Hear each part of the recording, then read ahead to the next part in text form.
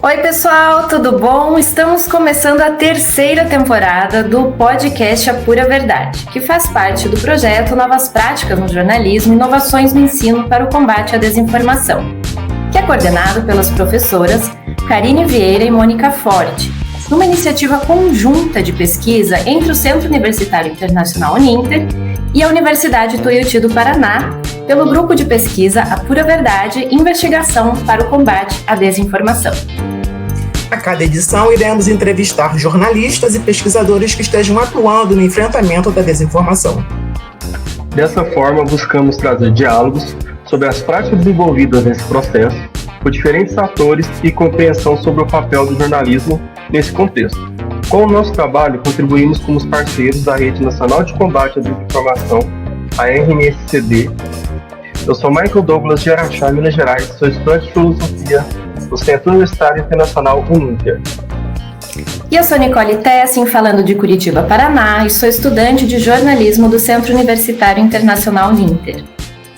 Eu sou a Carla Silva, falando também de Curitiba, Paraná, e sou doutoranda do Programa de Pós-Graduação em Comunicação e Linguagens da Universidade Tuiuti do Paraná. Neste programa, vamos conversar com Cristina Tardárdua, fundadora e sócia da Agência Lupa, atual diretora sênior de programas do Centro Internacional de Jornalismo em Washington, Estados Unidos, e autora dos livros Arte do Descaso, Você Foi Enganado e Tempestade Perfeita. É formada em jornalismo pela Universidade Federal do Rio de Janeiro, tem pós-graduação em jornalismo pela Universidade Rei Juan Carlos em Madrid, e MBA em Marketing Digital pela Fundação Getúlio Vargas, e vencedora do prêmio de melhor jornalista internacional no ano de 2018 pelo jornal El Periódico da Espanha. Oi Cristina, tudo bem? Obrigada por aceitar o nosso convite. Olá, todo mundo. É um prazer estar aqui com vocês e falar sobre o assunto que eu mais gosto: jornalismo, informação, checagem. Vamos nessa. Cristina, os ataques aos três poderes no dia 8 de janeiro deste ano, mais recentemente a violência e atentados nas escolas, e uma mudança de postura do governo brasileiro sobre o combate à desinformação trouxeram a necessidade de ampliar o debate sobre o tema no Brasil. O projeto de lei 2630 de 2020, que institui a Lei Brasileira de Liberdade, Responsabilidade e Transparência na Internet, foi aprovado para ser analisado em regime de urgência no Congresso Nacional e começa a ser discutido agora, na primeira semana de maio. Qual a sua opinião sobre como as propostas de enfrentamento da desinformação vêm sendo desenvolvidas no Brasil até o momento? Carla, perfeita pergunta. Acho que a gente pode começar com um assunto logo quente para dar audiência por aqui. Olha, a minha posição com relação à tentativa de regulamentação, ela é super polêmica, mas ela é super alinhada com o que os outros checadores do mundo inteiro pensam, né? E a gente vai partir do princípio de um dado muito concreto, Carla, de que não existe nenhuma prova em nenhuma parte do mundo que lei resolve desinformação e que lei diminui desinformação. Eu já tive a oportunidade de estar em diversos países e conversar com diversas organizações que têm papel de preponderância nesse debate, e a conclusão é de que, na imensa maioria dos casos, as leis ou são inócuas, ou, quer dizer, não sai da gaveta, nunca se concretiza, não serve para nada, ou ela vai para o extremo oposto. Ela serve para um grande mecanismo de silenciamento de vozes, né, sobretudo de oposição ao status quo vigente. Eu estou falando, obviamente, da pesquisa que eu fiz em 2018 na Ásia. Eu tive a possibilidade de ir a diversos países, e assim, a situação desses países é de encarcelamento. Assim, você vai para a cadeia se você disser, por exemplo, nas redes sociais que a polícia demorou para chegar no local do crime, a polícia vai e prova que chegou em 7 minutos e você vai preso. Essa é a história do primeiro homem a ser preso por desinformação. Então, assim, a conversa sobre a regulamentação no Brasil, ela parte de um pressuposto que é falso, a de que que uma lei vai dar conta, que vai ser a bala de prata. Isso não vai ser, né? Seja o texto que for, seja o modo de tramitação que for. Então, a gente parte do pressuposto de que o nosso Congresso está tentando resolver um problema enorme com uma saída muito fácil. Isso não vai acontecer, a frustração vai ser grande. No segundo ponto, minha segunda crítica, Carla, tem a ver com a forma como esse texto foi construído, né? Eu acompanho o PL 2630 desde 2020 e ele foi construído no meio da pandemia, num cenário em que havia sessões virtuais, muito pouco debate público, muito impulsionado tanto pelo ódio que era direcionado ao então presidente da Câmara, Rodrigo Maia, e também a questão de disseminação de dados desinformativos sobre vacina. E os dois cenários já foram superados. Então, assim, a gente precisa voltar para aquele texto e analisar. E a terceira parte, eu acho que é muito bem pontuado pelo ITS, o Instituto de Tecnologia e Sociedade do Rio de Janeiro, que é o texto que está sendo apresentado essa semana, 1º de maio, ao Congresso. Ele é um texto que tem mais de 40% das cláusulas não debatidas com a sociedade pública, com a sociedade civil. Então, assim, a gente está votando em urgência um texto que teve quase metade da sua construção feita sem a colaboração da sociedade civil. Acho ruim, acho errado e temo que o remendo fique pior do que o soneto. Cristina, em relação ainda à questão da Lei 2630, né, com a PL das fake news, quais pontos do texto você considera que talvez seriam positivos, né? E quais seriam os problemáticos que talvez teria que depender de uma mudança? E que sugestão você teria para esses pontos? Michael, o texto ele é muito bom no que diz respeito à transparência, né? Ele é muito bom no que diz respeito à exigência de mais informações sobre os algoritmos que as plataformas usam para entregar conteúdo para os seus usuários. Acho que isso é uma informação muito, muito boa. Acho que também é importante que a gente, dentro dessa conversa, a gente também debata quem é que vai analisar tanto dado, né? Assim, ser transparente é ótimo, mas se a meta entregar todos os dias 1 terabyte de dados sobre o que acontece nas suas redes, para quem é que vai analisar e que inteligência a gente vai extrair disso? A gente vai saber se é 100% dos dados ou a gente vai acreditar que aqueles dados não foram selecionados a dedo? Assim, é uma empresa privada, e como é que a gente faz isso? Então, assim, transparência muito positivo, muito necessária.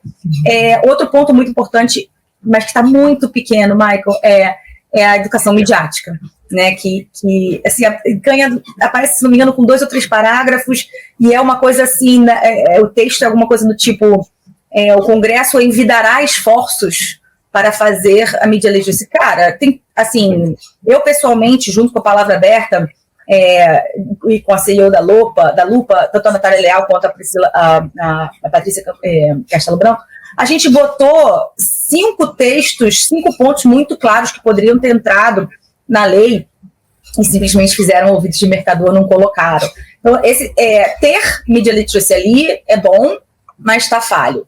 Ter transparência é bom, mas precisa mais explicação. O que é muito ruim, Michael? É muito ruim.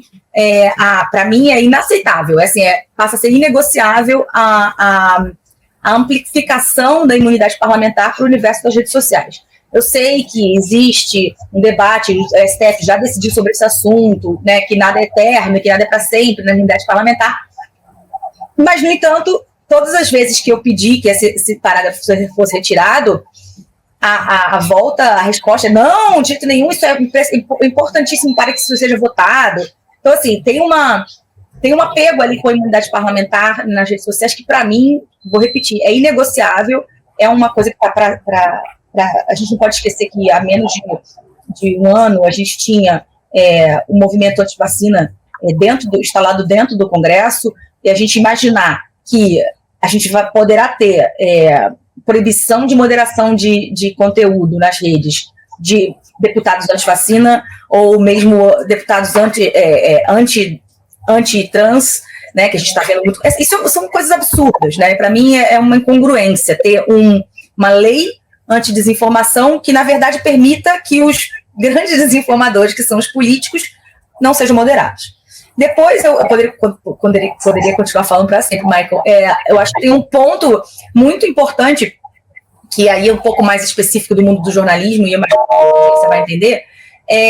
Claro que é importante encontrar um método de financiar o jornalismo, né? E esse PL ele tenta fazer isso pedindo que as grandes plataformas banquem o jornalismo. Só que ele fala do jornalismo profissional, colocando entre aspas, e aí eu fico muito incomodada de como é que a gente vai regulamentar isso, o que é jornalismo profissional. E se amanhã um grande youtuber, que é um grande produtor de conteúdo, e tem todos os registros jornalísticos, mas é um grande desinformador, a gente vai dar dinheiro para aquele grande youtuber, a gente vai dar dinheiro para o jornal que é antivacina, a gente vai dar dinheiro pro site que mente sobre as eleições, né? Então, assim, apesar deles serem compostos por jornalistas, eles terem registros, para mim, enquanto não definir o que é jornalismo profissional, fica muito, muito difícil de passar aquele PL. Analisando outras legislações, né, como a Lei sobre Serviços Digitais da União Europeia, aprovada no ano passado, e outras iniciativas como na Austrália, no Canadá, qual você considera mais avançada no combate à desinformação e como você poderia comparar, né, com a proposta que está sendo discutida aqui no Brasil? Nicole, essas comparações são super complicadas, né? Tanto o DSA quanto a lei francesa de eleições, quanto as leis asiáticas, elas primeiro que elas nascem em contextos completamente diferentes, com necessidades completamente diferentes, e têm objetivos muito distintos. Eu acho muito interessante o modelo que a União Europeia adotou, né, lá em 2018, ela primeiro reconheceu que quem entende de desinformação são aqueles que estão no fronte de batalha, não os políticos, e armou um comitê, talvez um grupo de trabalho, um comitê de um alto escalão, feito exclusivamente por especialistas no assunto, chamou plataformas, chamou jornalistas, chamou checadores, enfim, e colocou e tirou os políticos da mesa, deixou que aquelas pessoas criassem não, obviamente, não ser uma lei, mas um caminho, um mapa do caminho, né? E aí essas pessoas disseram, olha, primeiro a gente tem que decidir isso daqui. Esse grupo decidiu lá em 2018 que daria às plataformas um tempo, né, para adaptar a requisitos básicos de convivência, ou seja, você precisa ter uma política pública e aplicável sobre ódio, você precisa ter uma política pública aplicável sobre desinformação, e permitiu que, durante esses 2 anos, as plataformas entendessem que, caso elas não fizessem alguma coisa, sim, aí viria uma discussão sobre lei. Eu acho esse modelo um modelo muito interessante de você, primeiro, vou reforçar isso, puxando claro para o peixe para o lado dos checadores. Assim, o Brasil, hoje, ele tem todo um debate sobre desinformação em que praticamente não se ouve quem luta contra a desinformação todos os dias há mais de 10 anos. E eu não estou falando de mim, né? O Brasil tem 8 organizações que fazem checagem todos os dias, 8 ou 9, se não me equivoco, pessoas brilhantes que poderiam contribuir com muito propriedade para a conversa, poderiam traçar uma série de demandas que são realmente vitais. E aí eu conecto, Nicole, com a resposta ali do Michael, me lembrei de um outro ponto muito, que falta muito, a gente precisa ter transparência para pesquisar, né, as APIs, né, que são os sistemas que os jornalistas e os pesquisadores usam para saber o que está sendo dito, estão sendo fechados. Né? Nada garante que amanhã eu consiga saber mais informações sobre a conta de Twitter ABCD, o perfil que está na Meta. Então, assim, a gente precisa, primeiro, voltar alguns passos de peraí, o que realmente está faltando na luta contra a desinformação. Dali, dizer, plataformas, façam isso. Não fizeram? Aí a gente vai para uma discussão, mas a gente está querendo pular várias etapas e chegar na solução do problema com uma coisa que não acredito que solucione. Cristina, você falou um pouco sobre o seu incômodo, né, com relação a como o jornalismo tem sido visto, né? Como fica o jornalismo no contexto do projeto de lei? Um dos pontos muito discutidos é a questão da remuneração por direitos autorais a empresas jornalísticas pelas plataformas. Como essa proposta pode contribuir para o fortalecimento do jornalismo no país? Vai jorrar dinheiro, né, Carla? Se passar o PL como tá, pelo menos no substitutivo, na última versão que eu vi, as plataformas serão obrigadas a dar uma porcentagem da receita que elas têm ao jornalismo profissional. Mas aí eu vou me repetir dizendo o que eu disse ao Michael. Que diabos é o jornalismo profissional, né? Quem vai dizer que aquele grande desinformador não é não é profissional, apesar dele ter, sei lá, um diploma em jornalismo, né? Ou o contrário, quem vai dizer que aquele produtor de conteúdo, que produz conteúdo de altíssima qualidade, tem uma enorme audiência, não, esse não é jornalista, porque não tem um registro, ou sei lá. Então, assim, o Brasil, a gente vai ter dois grandes problemas, eu acho, Carla, assim, pensando na aprovação, pensando que abre a torneira de dinheiro, a gente vai ter como garantir que os grandes ganhem e os pequenos também, né? Como que a gente vai definir quem é apto ou quem não é apto, e como que a gente vai saber que aquele dinheiro, aquela jorrada de dinheiro não vai efetivamente amplificar e criar um grande desinformador, né? Então, são enrascadas grandes para o jornalismo. Eu acho que sem essas definições, como eu falei antes, não tem como a gente avançar. A ideia é boa. A gente precisa de dinheiro para o jornalismo, a gente precisa que haja, né, um apoio das Big Techs, a gente precisa disso para ter mais jornalista ativo, mas precisamos definir muitas coisas. E deixar isso para o tempo da regulamentação, que é o que eu tenho ouvido, me parece super arriscado, porque aí, quando chega no momento da regulamentação da lei, quem tem mais força é quem tem mais dinheiro, quem tem mais lobby, quem pode estar em Brasília, né? E aí você vê de novo, os pequenininhos vão ficar para trás e os desinformadores provavelmente vão ganhar grande espaço porque são muito fortes. Cristina, igual você tinha comentado aí sobre educação midiática, né? A gente acaba aqui vendo que muito se fala sobre ela, mas as ações mesmo em si, pautadas principalmente no projeto, né, de lei que a gente vê, não está fazendo tanto sentido. Como que você avaliaria esse texto hoje em relação à educação midiática? Pequeno, Michael. É um texto que poderia ter sido tão melhor. Uma parte tão esquecida e costumam me perguntar, assim, quando eu ataco o PL, assim, tá bom, mas qual é a solução, então? Se você olhar para o mundo, de novo, né, como checador, vamos atrás de dado. Se você olhar para o mundo, as boas notícias de combate à desinformação vêm dos países que investiram em educação. Ninguém acabou com a desinformação, fato, né? Mas se você vê a Finlândia, a Dinamarca, né, você vê o próprio Reino Unido, espaços em que a educação para a próxima geração entrou na pauta com força, tem surtido efeito, ao contrário dos países que investiram em lei, né, em prisão, em moderação, né, intensa. O PL, ele, como eu disse antes, ele tem, acho que 2 ou 3 parágrafos sobre media literacy, numa linguagem completamente vaga, e eu posso dizer, porque eu estava lá e eu vi, assim, os responsáveis pelo PL, eles preferiram ignorar textos prontos, né, sugestões de artigos que foram feitos por aqueles que estão à frente da educação midiática no Brasil, que é a Agência Lupa e Palavra Aberta. A gente, inclusive, publicou uma coluna na Folha de São Paulo, que era 5 pontos para entrar na lei, né? E assim, tá mastigadinho, a gente não precisa de nenhuma modificação enorme no currículo nacional para começar a fazer media literacy. A gente pode, por exemplo, incluir de um dia para o outro, se a gente quiser, incluir media literacy em todas as faculdades, né? A gente precisa ter de dentistas a engenheiros, a jornalistas, e, enfim, todos têm que saber media literacy, né? Não dá para a gente mais contar que só os jornalistas sabem identificar uma foto falsa, né? A gente precisa, isso a gente pode fazer amanhã, mas o PL é muito, muito vago, Maica, é uma pena, viu? Cristina, o cenário da desinformação ele foi se transformando, né, no decorrer dos anos. Então, até com o avanço da tecnologia da inteligência artificial sendo utilizada para criar desinformação.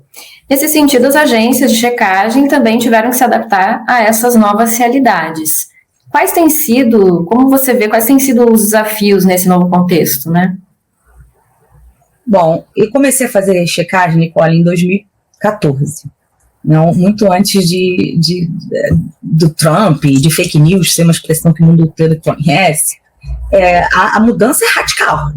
Assim, e aí vai desde técnicas de difusão de desinformação que cada vez são mais sofisticadas, mais conectadas, o número de plataformas cresceu absurdamente. Se parar para pensar na eleição de 14, a gente não tinha nem WhatsApp direito.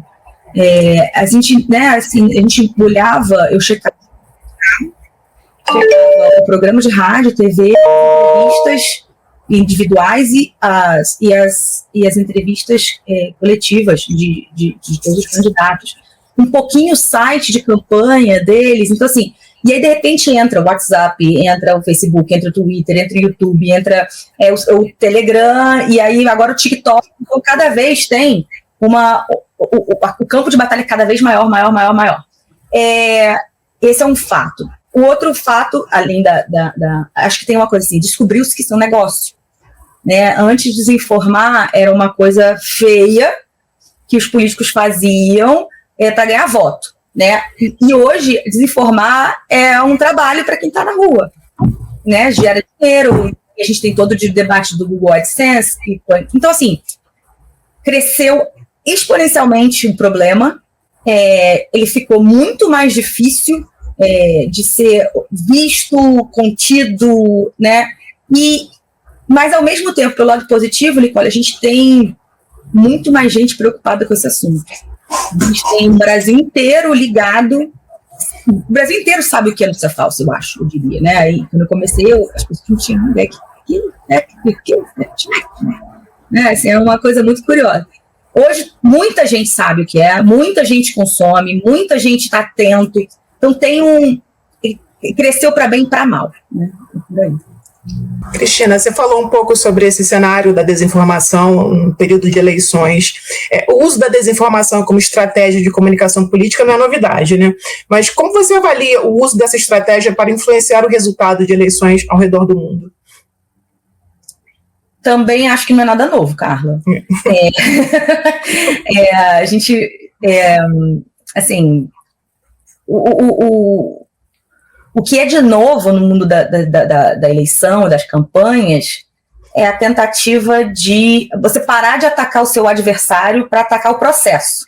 Essa é a grande diferença, né? Assim, se você olhar para trás, as brigas eram esquerda e direita, né? Eram os liberais e os conservadores, né? Assim, sempre foi uma coisa, pessoa A com pessoa B, o partido A com o partido B. Agora o que a gente tem é todo mundo contra o sistema. Né? A urna é falsa, a apuração é não sei o quê, a contagem não sei qual, o órgão que regula é corrupto. Então, assim, isso não é privilégio do Brasil. A gente viu isso na América Latina em várias das eleições, a gente viu aqui nos Estados Unidos. Então, assim, essa é a novidade. Né? Então, assim, não existe mais perdedor, existe a urna que deu errado. Né? Então, essa é a grande mudança. Isso fica muito, muito difícil de combater, porque dependendo da composição da campanha, você tem um vencedor e 10 perdedores atacando o sistema. A voz contra é muito grande, né? E apesar dos sistemas, na sua maioria das vezes, serem bons, testados e confiáveis, né? Então, essa para mim que é a grande... Nossa, eu nunca imaginei assim que a gente não ia chegar a esse dia, de que o político ele gasta o dinheiro de campanha dele, a propaganda dele, o tempo dele, não para criticar o opositor, mas para criticar quem conduz a festa. Então, é uma coisa quase... E desloca a conversa política para um mundo que é completamente irreal. A gente para de falar sobre o que vai ser a escola, a educação, a rodovia, né, no ano que vem, para discutir o algoritmo da urna. Né, sabendo claramente que, pelo menos no caso do Brasil, é confiável. Cristina, seguindo nesse raciocínio, né, a gente vê um dos seus livros, né, o Você Foi Enganado, né, Mentiras, Exageros e Contradições dos Últimos Presidentes do Brasil, que você cita de Figueiredo até o Temer na época da publicação do livro, né, que aí você até citou agora, né, as diferenças, né, mas para você, assim, o principal ponto de mudança da época de Figueiredo, por exemplo, até agora a atualidade que a gente tem, né, que foi o Bolsonaro e o Lula das últimas eleições. O que você acha que mais pesou mesmo nessa questão? Por mais que parar de atacar um ao outro, estão atacando o sistema, né? Mas para você, o que pesaria mais no decorrer desses anos todos? Michael, quando eu escrevi o Você Foi Enganado com o Disputável, querido colega e amigo do coração, a gente estava num momento em que a gente achava assim, bom, agora a desinformação chegou no ápice, não dá para ser mais desinformativo, e sempre dá, né? Mas a ideia lá atrás era um pouco de mostrar assim, olha só, gente, primeiro, não existe político que não mente.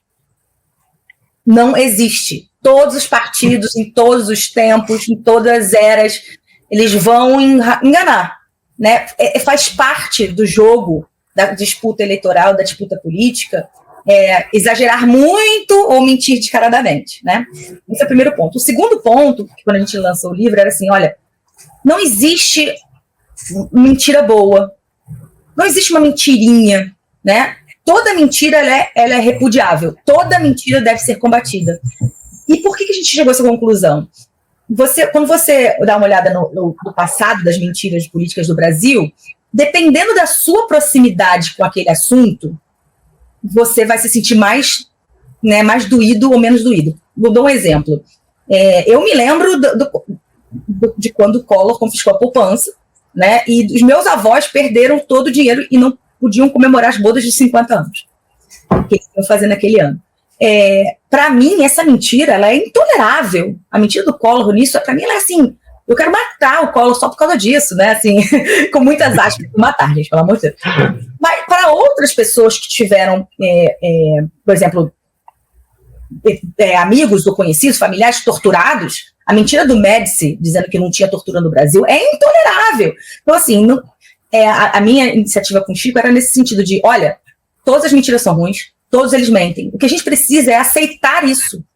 Aceitar que a gente está sendo enganado o tempo todo e ficar com a antena ligada para falar, olha, isso aqui está com cara de ser, né, de ser errado. O que mudou muito, Michael, de lá para cá, né, da época de 1920 para frente?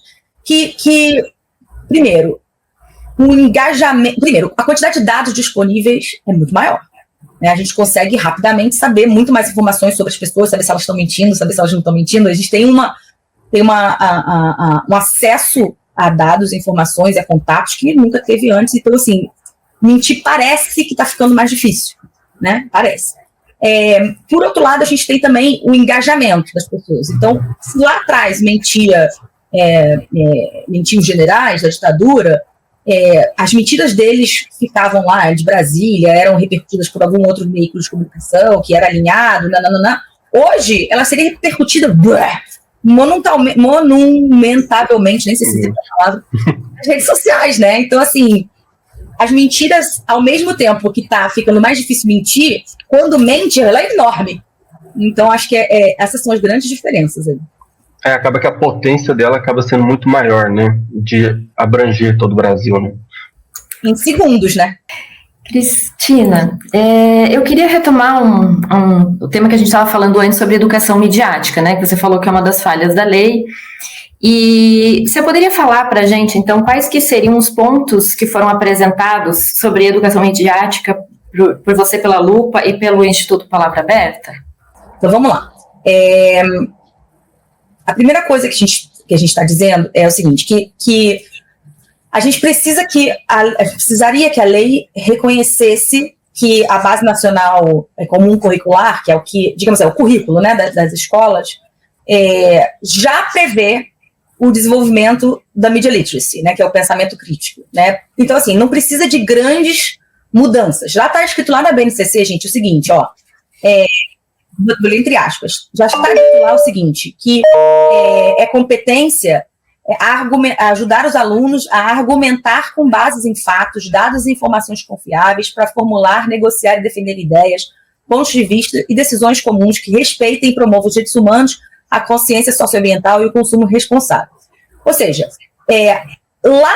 a própria BNCC já dá portas abertas e escancaradas para que a media literacy entre no currículo, né, de verdade, né?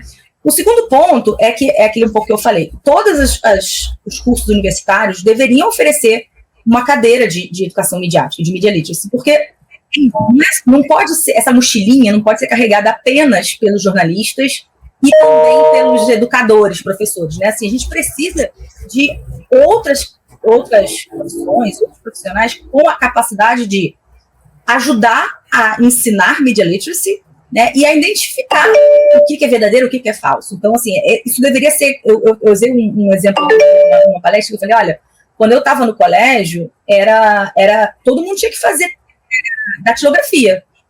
Era coisa do futuro, né? Você tinha que ser em datilografia, você estava ferrado, porque você não ia conseguir mais usar o computador, porque vem aí o computador.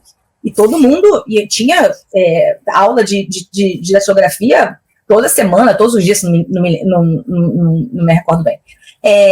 Então, a Media Literacy nesse sentido, tem que estar na grade para ontem, né? O terceiro ponto é a gente dar um estímulo, e aí eu falo mesmo de financeiro e político, né? Para que as escolas e universidades criem projetos de educação midiática. Né? Se você pensar assim, bom, imaginemos que é muito difícil para as escolas do Brasil, tem inúmeras dificuldades, a gente não vai precisar listar porque a gente sabe de qual.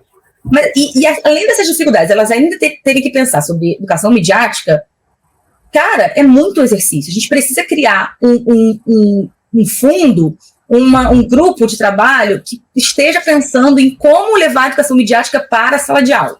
Não é isso? E, por fim, a gente tem que pensar o seguinte, as redes sociais, elas precisam, gente, esse fundo, imaginando assim, elas precisam contribuir para a educação midiática. Se você parar para olhar hoje o que as principais plataformas fazem em educação midiática, na maioria das vezes é apoiar workshop aqui, workshop lá, que são muito bons e muito necessários, mas assim, e se a gente conseguisse, por exemplo, que vamos imaginar, um conteúdo que fala que 2 mais 2 é igual a 5, está sendo patrocinado, está sendo patrocinado e uma das Big Techs está ganhando dinheiro sobre isso.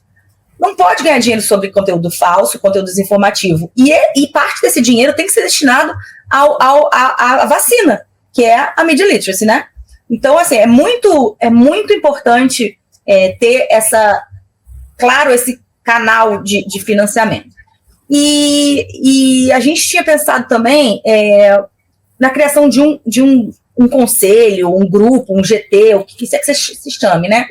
Para tirar do PL, né, o que a gente chama de punitivismo, né, e gastar tempo pensando em educação. Assim, a gente só vai chegar lá longe em termos de evolução cultural e educativa se a gente tiver um grupo pensando agora como é que a gente quer que o Brasil seja daqui a 5 anos, daqui a 10 anos em termos de media literacy.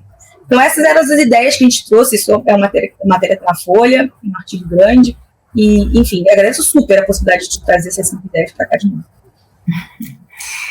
Continuando no tema da educação, mas falando especificamente da formação de jornalistas, né? Você como jornalista e atuando na checagem de conteúdos já há alguns anos, quais mudanças você acredita que deveriam ser feitas na formação dos novos jornalistas para se preparar e para combater a desinformação? Poxa, Nicole, se tivesse assim com a varinha de condão, eu mudaria tantas coisas no currículo do jornalismo hoje em dia. Primeira coisa que eu botaria, e foge um pouco do nosso assunto, mas eu acho inevitável falar, a gente precisa ter muito mais negócio na faculdade de comunicação, né? Assim, a quantidade de empreendimentos em jornalismo, newsletter, podcast, né? Assim, tanta coisa que precisa muito mais do que a pauta, a edição, precisa do pensamento, o business plan, precisa de como é que a gente vai vender, quanto que vai custar. Então, assim, primeira coisa que eu mudaria, assim, com estrelinha, é a faculdade de jornalismo precisa ter um braço enorme em business, né? O nosso negócio está falindo, está acabando, está ruindo, e a gente precisa de mentes brilhantes para encontrar solução. E isso a escola deveria estimular. No que tange a desinformação, Nicole, eu acho que não tem como um jornalista sair da faculdade sem dominar todas as bases de dados do Brasil. Né? A gente tem que saber, assim, eu já fiz uns 10 cursos da base do Sidra, que é a base de dados do IBGE, e assim, é um mundo lá dentro. Eu não vejo as universidades oferecendo um semestre sobre o Sidra, IPEA, Data. São bases de dados de que um checador usa todos os dias, precisa dominar como se fosse, né, o abecedário, e a gente não sabe manipular, não sabe nem perguntar para o Sidra, no caso do IBGE, né, a pergunta certa, conjugar as variáveis certas. Então, assim, seria muito importante um domínio pleno das bases de dados públicas do Brasil, para que as pessoas consigam obter informações facilmente, né? não ficar importunando a assessoria de imprensa do IBGE nem do IPEA. E aí, o segundo nível, um nível muito também, de novo, na desinformação, o CINT, não sei se todo mundo sabe o que é o CINT, né? Open Source Intelligence Tools, Investigative Tools, para a gente fazer pesquisas de inteligência. E que você vai conhecer desde como é que eu descubro o domínio de um site, como é que eu descubro se uma foto foi adulterada, como é que eu pego o frame e vejo se tem calor no frame. Então, assim, isso são coisas muito... que óbvio que daqui a 6 meses são outras ferramentas, mas o mindset de usar ferramentas para encontrar manipulações e para encontrar informações das redes, cara, isso se não entrar no currículo hoje, tem que entrar antes de ontem, né? Assim, é uma necessidade. Não existe produzir jornalista que não domine o CINT, que não domine base de dados públicas, que não saiba. Não estou nem falando dessas coisas de R, Python, não estou falando para ser mestre da tecnologia, estou falando de saber fazer a pergunta para a base. Né? Se puder acrescentar um pouquinho de informática também ia ser bom. Bom, pessoal, estamos chegando ao final da nossa conversa com a Cristina Tardáguila, infelizmente. Mas para finalizar, Cristina, gostaríamos de fazer uma pergunta que costumamos fazer para todos os entrevistados. O que significa o jornalismo para você? Capaz até de eu chorar, Carla. Prefiro jornalismo, gente. Meu marido tem ciúme do jornalismo, nesse sentido, assim, eu amo essa profissão, assim, e eu já ouvi algumas pessoas falando isso, né, quando eu falo de jornalismo, eu fico acelerada, eu falo ainda mais rápido, eu fico gesticulando um montão, como vocês já viram, eu respiro isso há muito tempo, é a minha paixão número 1, né, e olha que eu tenho marido e filho. Eu sou uma encantada, eu acho que jornalismo é quase uma religião, né? E assim, e pensar que uma coisa assim tão vital, tão maravilhosa, está sob ataque, só me faz pegar as armas e falar, vamos lá, vamos lutar a favor dessa carreira, né? A informação é produto vital para absolutamente todas as decisões do nosso dia. Sem informação, nós seríamos um bando de otários sendo enganados pela propaganda, não é? Então, assim, jornalismo é a coisa mais linda que tem. Sim. Pessoal, com essa bela bate-papo que a gente teve aqui, né, produtivo, fechamos a nossa primeira entrevista da 3ª temporada do A Pura Verdade. E agradecemos a participação da jornalista Cristina Tardáguila nesse nosso podcast. Muito obrigada por aceitar nosso convite, Cristina. Gente, obrigada a vocês e estou sempre à disposição. Obrigado. E é isso, pessoal. O programa vai estar disponível no Spotify, Pocket Cast, Google Podcast, Rádio Public, Breaker e nosso canal no YouTube. Vocês podem acompanhar o projeto no Instagram, Facebook, Twitter. Tchau e até o próximo programa.